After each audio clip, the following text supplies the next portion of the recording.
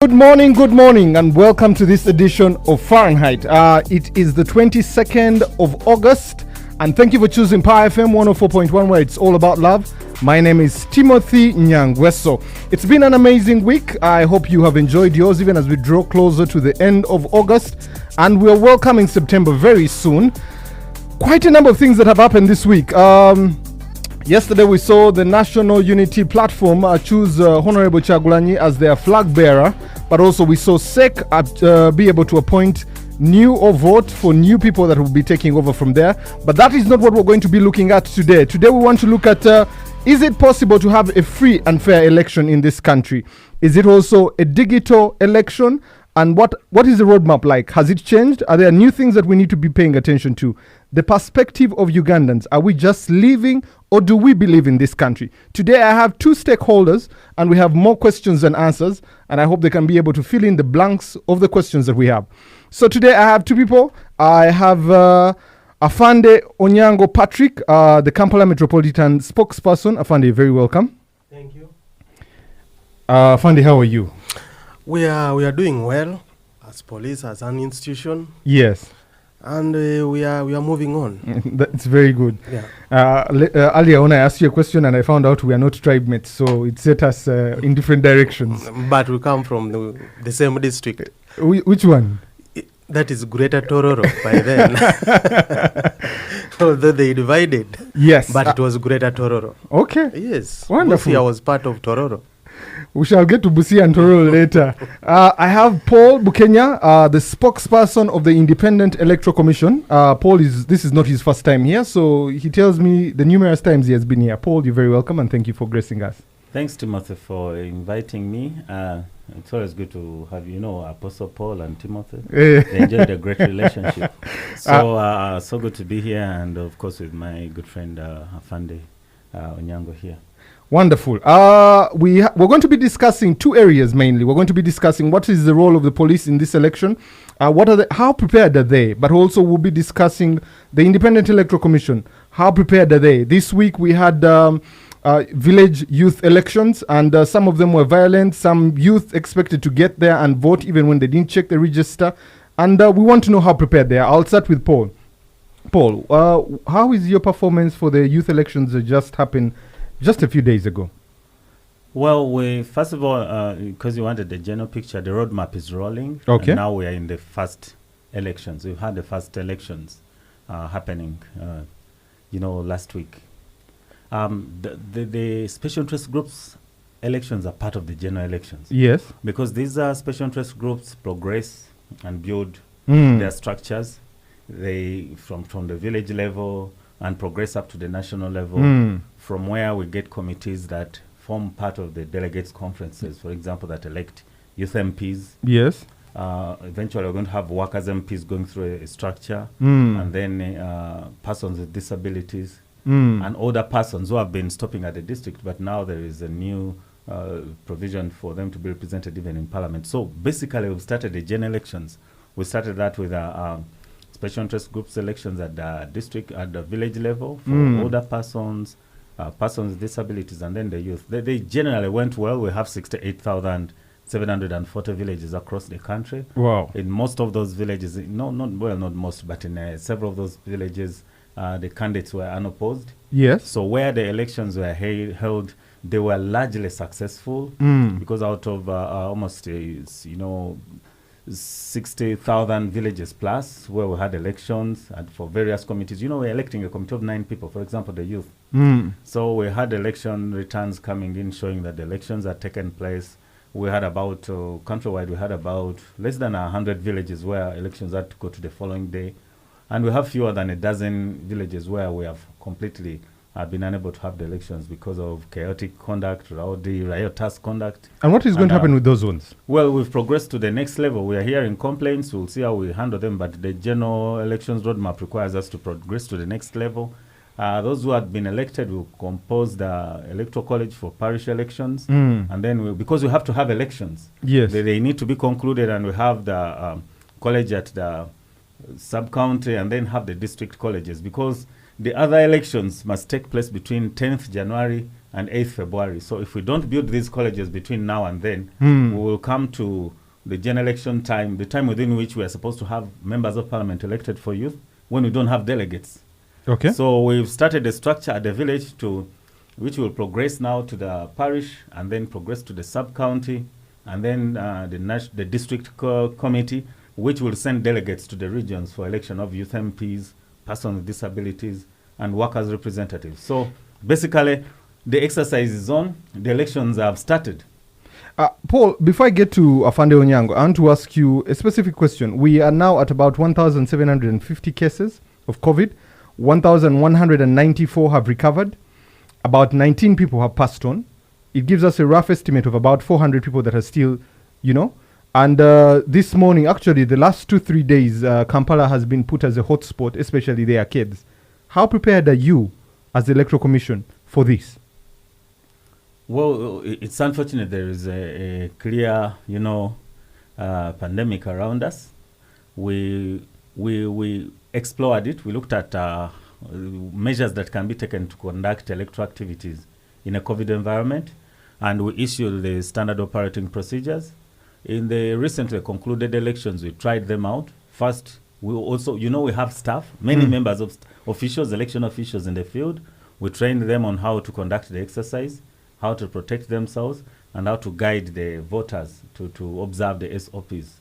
We're going to got get the reports of compliance, and we also got reports of non-compliance, especially some urban areas. Not all of them, but several urban areas reported very high turn-up, especially during the youth elections, because the youth are the biggest special interest group. Yes. And some of them did not want to wash their hands. They did not even want to put on the masks. They had masks, but they didn't care to put them on, and they did not observe the social distances. There was a lot of excitement, and sometimes even becoming chaotic in some places. So we've observed that, and we are still reviewing the reports to see how to enforce compliance. So that, because our interest as Electoral Commission is to have the candidates healthy and alive on polling day, just like we want to have the supporters and the voters alive and healthy on polling day. You may be alive, but you're not healthy to come to a polling station. So we are still engaging, we are still doing the education and the mobilization and reviewing and exploring ways of ensuring compliance. Paul, I think the question I'll leave with you as I switch to Afande Onyango is, hypothetically, if a lockdown is done for the urban center, both Wakiso, Kampala and Mukono, or public transport is stopped, I hope you have a plan for that. Afande, you have done an amazing job through this lockdown, helping people to understand where they need to be and also keeping people safe. How prepared are you for the general elections? Thank you. We are prepared. Okay. And we are still planning. Preparations are ongoing. In terms of equipment, yes, we have equipment that we can use to police the election, although we still need more. But what equipment is this? Are they the pens or the ballot papers? The equipment that we use as police, as law enforcers. Okay. So those equipments, we have them. And we, in terms of manpower, yes, we are still thin on the ground. Yesterday, there was an addition of 4,800 police officers that was passed out. This is coming to add on the numbers that we have. What is your number now? The number now goes up to around 35,000. 35,000. So, but normally when there is this kind of an exercise going on, the Inspector General of Police, as per the law, seeks support from other agencies like UPDF, like Uganda Prison Service.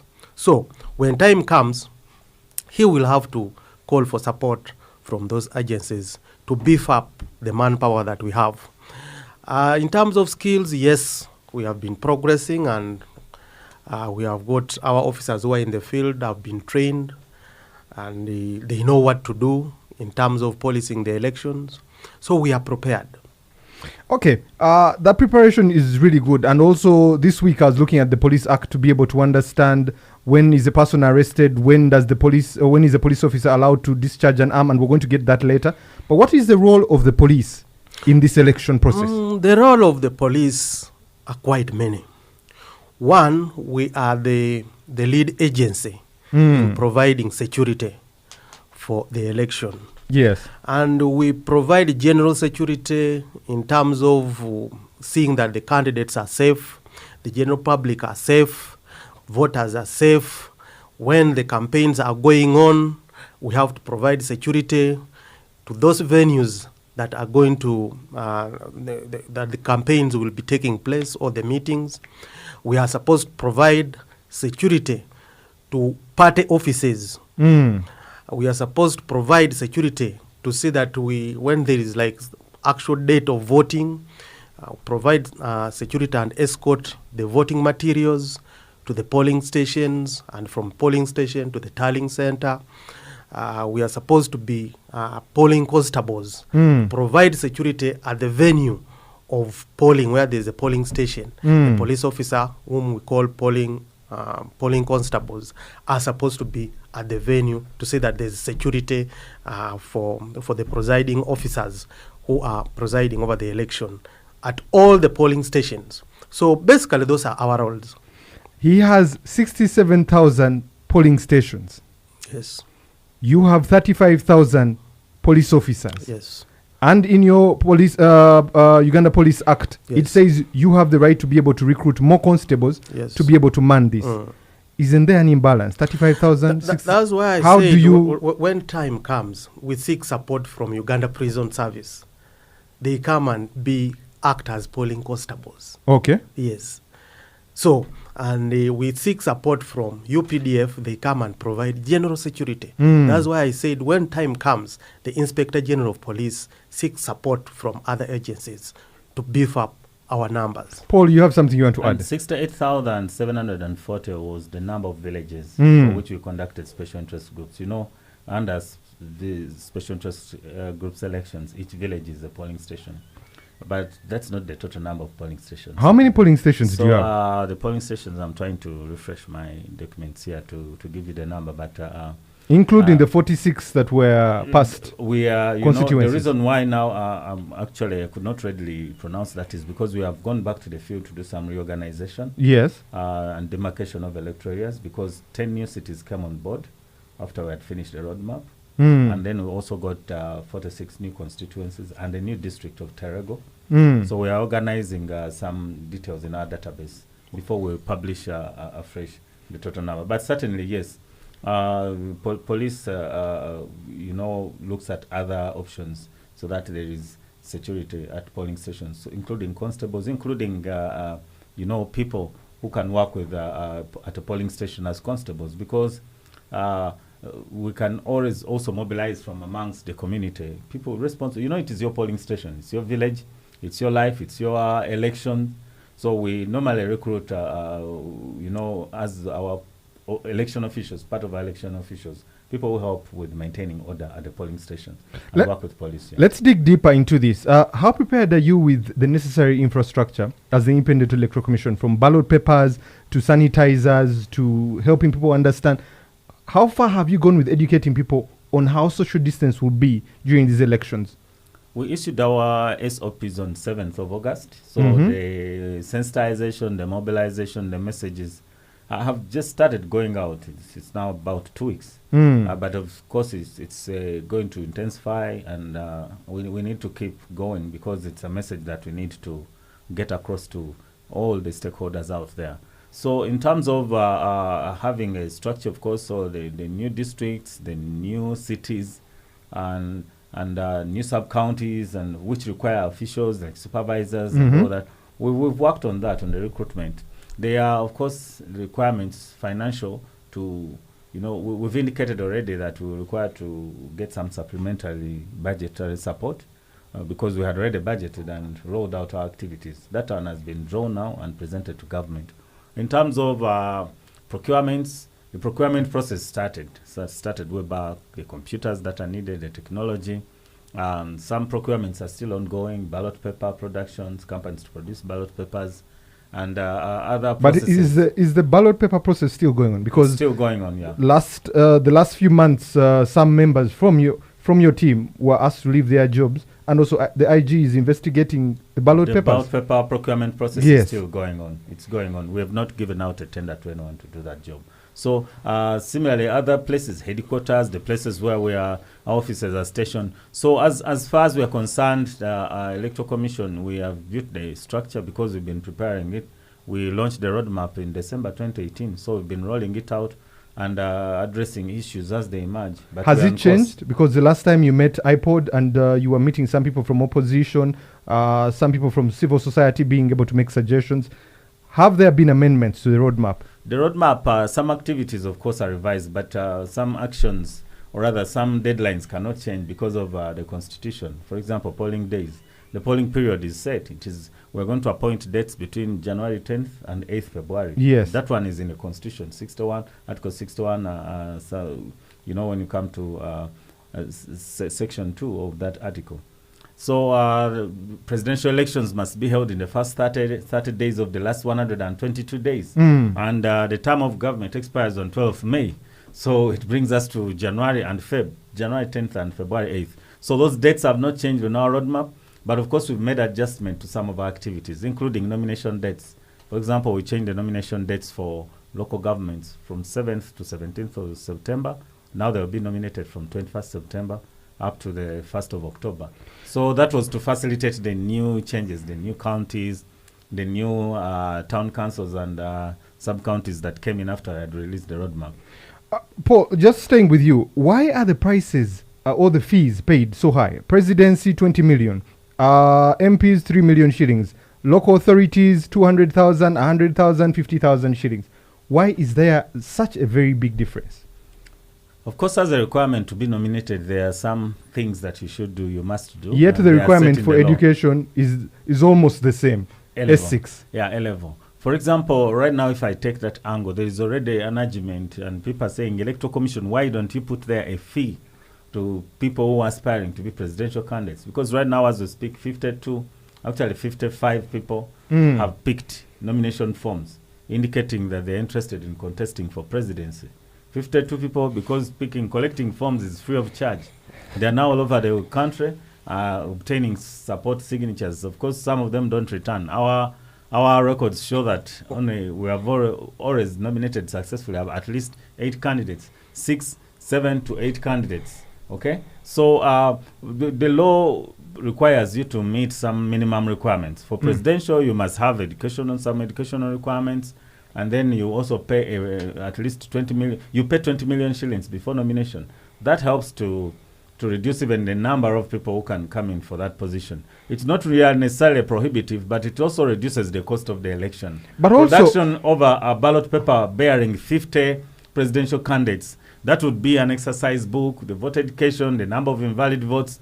I think it would also complicate the election. I think that would be a counter book. An exercise book is small. Because 50 but why don't you use the requirements of education rather than increase the fees? Because if you push it further, this is the qualification. Imagine the job you have, or the job Afando Onyango has, or the one I have here.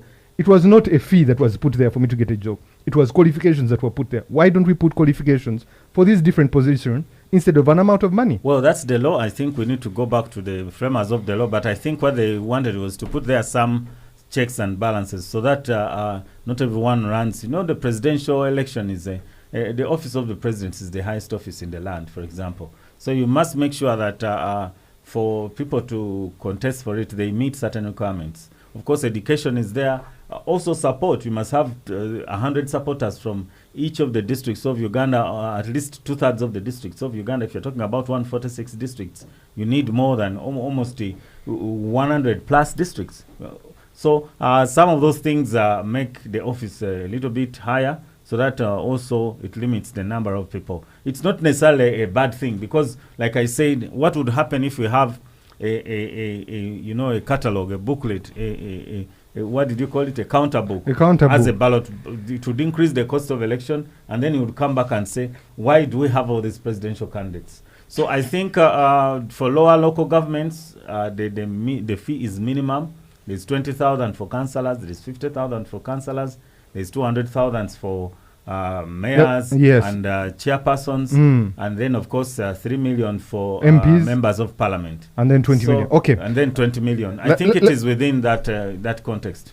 Let me come back to Afande Onyango. Afande Onyango, out there, even when I was preparing for this show, someone said, I need to ask you a specific question. Is the police partisan? We are not partisan. We are neutral. We don't take side. We provide security to all Ugandans, to all parties that require security. The allegations that we are partisan does not arise. We are not partisan.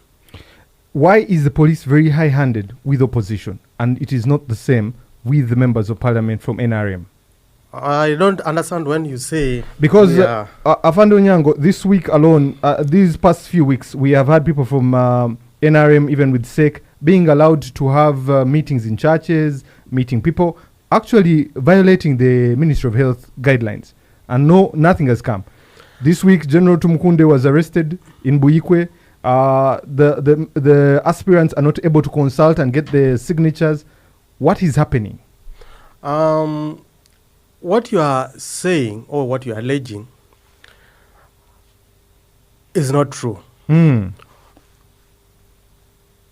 There are people who have, or candidates, who have tried to violate the directives of Ministry of Health. And we have talked to them.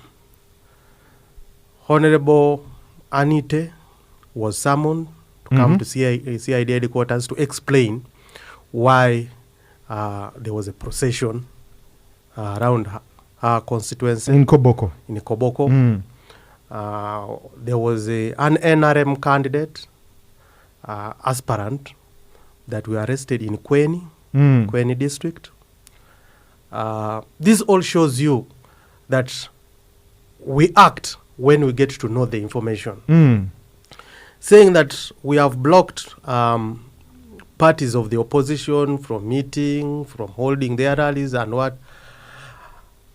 According to the new regulation, all candidates or aspiring candidates, either MP, mayor, when you are going to hold a meeting, you are supposed to notify us and inform us that, yes, I'm going to hold a meeting at Watoto Church. I'm going to have maybe a minimum, he knows the minimum amount, number of people you are supposed to have. Then, for us, we are supposed to come and see the venue. Yes. Can the venue accommodate the number you are talking about? And will there be social distancing? If we view and if we analyze and assess that the venue you have chosen cannot accommodate the number you are talking about, and there will not be social distancing. What is the That's criteria? when we come in. That's when we come in and tell you, please, here there will be no social distancing. Please seek or go and look for another venue. What criteria do you use, Afande Onyango? A room like this, how many people would be seated in it? No. A room like this, yes, we are here, 4 of us. It is comfortable. Because it's supposed to be 2 meters from each other. Yes. And when we come and assess that the number of people you are saying you are going to have and the room you are talking about is small, we don't allow you to go ahead with the meeting. But that's where the question is: how are people supposed to raise the signatures they need, even with such? But if you are raising signature, you don't need to hold a meeting. You move from one house to another. Yeah, you can, or you can call a small number. Not that you are going to call a rally. You can call a small number of people. Of your supporters that you know, I have these supporters in this this village. You call them in a place where the room is there's enough space where they will be practicing social distancing, and the meeting will go on. The presidency needs 100 people per district. You need to have got 100 from 40 districts. 100. We have 46 districts. And you need to get at least 40 to 60 districts, and you need to get 100 signatures. You need signatures. to get more than 100 districts. And you need 100 signatures. We've guided aspiring candidates on how to do that. First of all, I think to prepare for the presidency, you must prepare yourself. You don't wake up and just say, I'm going to contest for presidency. Are you? Because the Electoral Commission Act is clear and the Presidential Elections Act is very clear. So what we've done, presidential nominations are on the 2nd and the 3rd of November. We started issuing nomination forms and supporter forms on the 7th of August. So candidates, aspiring candidates are allowed to have agents because one person can't go around the country, certainly. So, and we've guided them on how to collect signatures. They can talk to people, they can mobilize through their structures, they can mobilize through the political parties. You know, we're in a political party dispensation. Those who are aspiring to be independent can also meet their agents and roll them out with letters. They can send them to the different places and they collect signatures on their behalf. And return of signatures is supposed to be on the 16th of October. So between now and 16th of October, there is time for someone to collect those signatures while observing SOPs. We've guided that you can meet people. We've guided on what we call regulated meetings, like my colleague here said, that you can notify police. We're going to have a regulated meeting means that it is controlled. It's not, you know, everyone coming and joining you. So it is a controlled environment. We are in a stadium here. Most people have indicated they want to do their meetings outside, which is a very good thing. Yes. So it's in a playground, a school playground. We are going to meet outside in a tent. We are 200 people. So do they write to you or do they write to the police? They're supposed to notify police and then our returning officer in the district so that they are guided and they are, you know, the venue is inspected to ensure that it can accommodate that number of people. And then on that actual day, they still follow up to see that there is compliance with SOPs. Because, Timothy, remember the one thing I said at the beginning. We want the candidate alive and healthy on polling day. You don't want to go in and die with the campaigns. We want the supporters also alive and healthy on polling day so that they can vote for you. Afande Onyango, what is the standard operating procedure for arresting a person? And because when I looked at the Police Act, the police officer should exercise his powers and perform the duties according to the law. So the guideline is actually the law. Obey all lawful directions and respect. Generally, everything they do should be within the law. Be on duty at all times, be able to serve at all stations, collect communication and intelligence that affects the public peace. What is the standard operating procedure? And I also read about arrest without a warrant, and the person should be released in a particular period of time. And also arrest, which is called preventive action, reasonable cause causing physical injury to themselves or someone else, property. What is the standard operating procedure of arresting a Ugandan? Should you inform me? Should I just be bundled up? You have said there is arrest with warrant and without warrant. So we can either arrest you with a warrant or without a warrant. But in most cases, you have seen we do arrest without warrants. Yes. And we have our identity card is written on warrant card. So if I come to and identify myself to Nyangweso, I'm called Onyango, I'm from CPS. You are wanted at CPS for this and this, for such and such offense. You are supposed to move with me. Okay. You walk with me and we go peacefully. Yes. But if we have come to arrest you, we have explained to you, and you say that I'm not moving from here. You resist. You say even if you bring a tractor, you will not take me away from here. Yes, the law allows us to use reasonable force. We shall use reasonable force to remove you from there and take you to where we want you to be. So that is the standard operating procedure. We have to handcuff you, take you away. For the ladies, in Uganda, we don't handcuff. But in most countries, they handcuff ladies. So that is the standard operating procedure. And basically, if it is just a word that you are under arrest, let's move and we go. Okay. You comply. But if you resist, yes, the law allows us to use reasonable force. What is reasonable force? Because I have seen trousers being lifted up, and also what is under the pickup that we have to go under the pickup? We are supposed to be having arresting vans where you can sit comfortably in the van. But as you know, the budget always constrains us. We don't have enough funds to buy those. So we use the available means, and the available means is the pickup that we normally push you under. But I can sit on top. I have agreed, and I sit on top, and we go together. You see, a suspect is somebody who can do anything. Okay. Because he wants to be free from arrest. Mm-hmm. So he can even jump from the pickup and run away. Then he will be injuring himself, can do it. So it is to avoid all that. And they put you safe under the what? Under the chair in the pickup, and you move. So it is what available. It is the available means that we can afford. But otherwise, the arresting vans is supposed to be, we are supposed to be having arresting vans. But if I have two police officers seated besides me, and I am seated right in the middle of them, where am I going if I am handcuffed? This but there are situations. You are seeing the pickups that we use when we are in our operations. Yes. But there are people we go and arrest when we have saloon cars. Do you inform me of where you're taking me? Yes, we inform you that we are going with you to such and such either CPS, we are taking you to the divisional headquarters, we are taking you to the district headquarters. We inform you where we are taking you. And the procedure is, after arresting you, you are even supposed to inform the people around that this person has committed this offense, and we are taking him to such and such a place. The community or the people within or around you are supposed to be knowing, or we are supposed to inform you.